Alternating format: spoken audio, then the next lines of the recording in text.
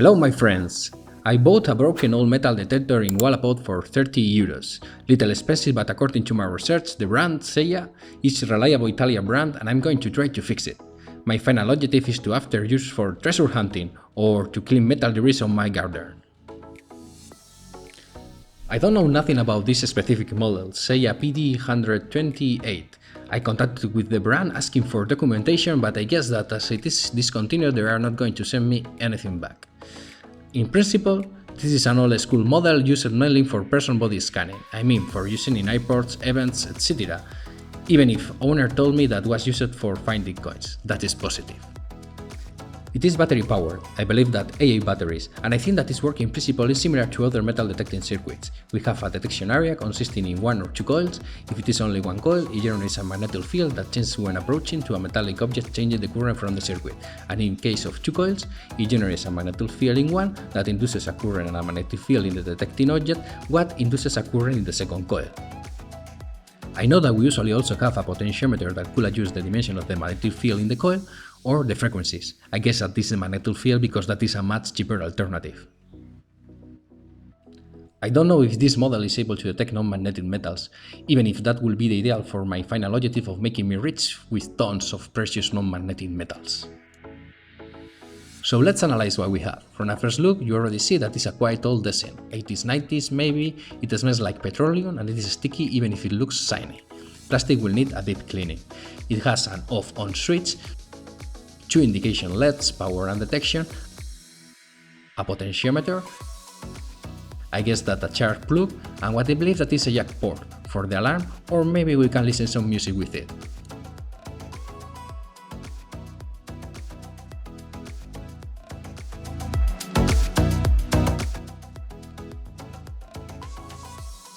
It is clear that somebody has tried to open it for fixing, without success. 3 screws are missing and only one is holding all the plastic covers. This one seems a hex key bolt with rounded head, so it is impossible to remove it with an Allen key. So we need to figure out how to remove it.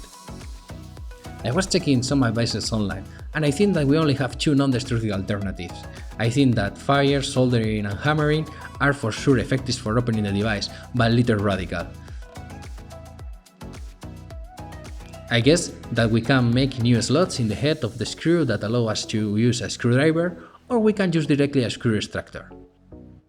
I bought some screw extractor heads, so let's try them. If this doesn't work, I will use the drummer for making slots in the bolt head.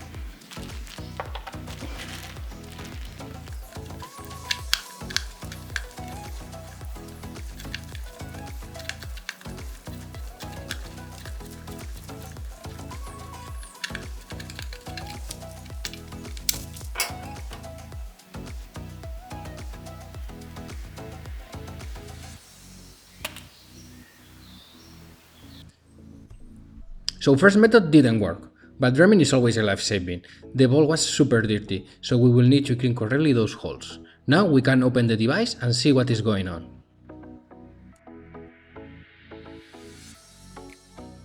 In principle, everything seems okay. So first thing that we're going to do is to test the battery, and if it is wrong, change it. And after, switch on the device to test if it works. If not, we will diagnose the circuit. The battery is a rechargeable battery of 9 volts and 100 mAh. Looks old school. 14 hours for charging 100 mAh. This is crazy. It has a charge of 11 mV, that's not good. As I don't have the same battery, I will use a standard 9V battery with unknown capacity.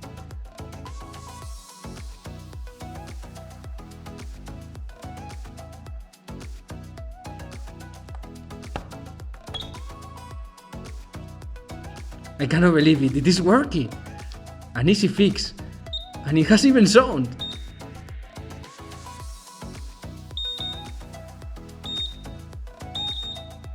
So a lucky day, let's see if it is able to detect different metals.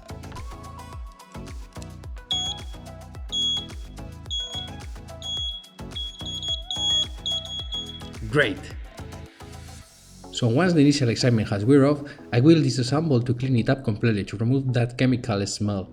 After, reassemble it and make some real tests. I even already found same form factor of lithium batteries with much higher capacity that I will try when they arrive. This is great, let's clean everything.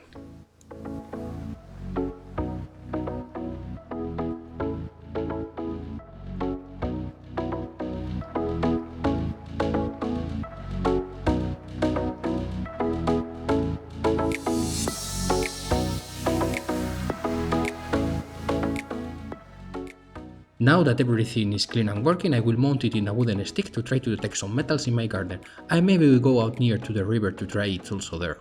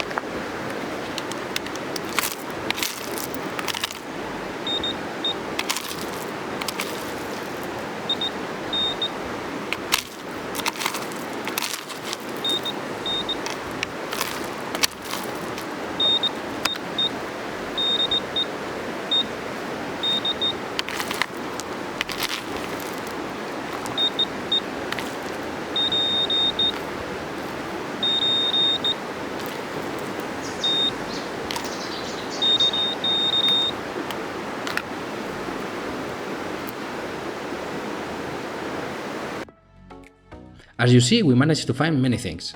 We mainly contribute to cleaning the river, but we also found 50 cents. That's positive. The metal detector is working quite well, considering the limitations of a hand detector, so I'm happy. But I need to improve the setup, maybe print some 3D parts for the attachments. Next test, I will make them in known castle ruins to try to find old coins, or maybe in Civil War battlefields, which should be fun. I completely know that a bigger metal detector with higher magnetic field will make my life easier, but come on, this was only 30 euros and a lot of fun. Hope you like the video and don't forget to subscribe. See you in the next one!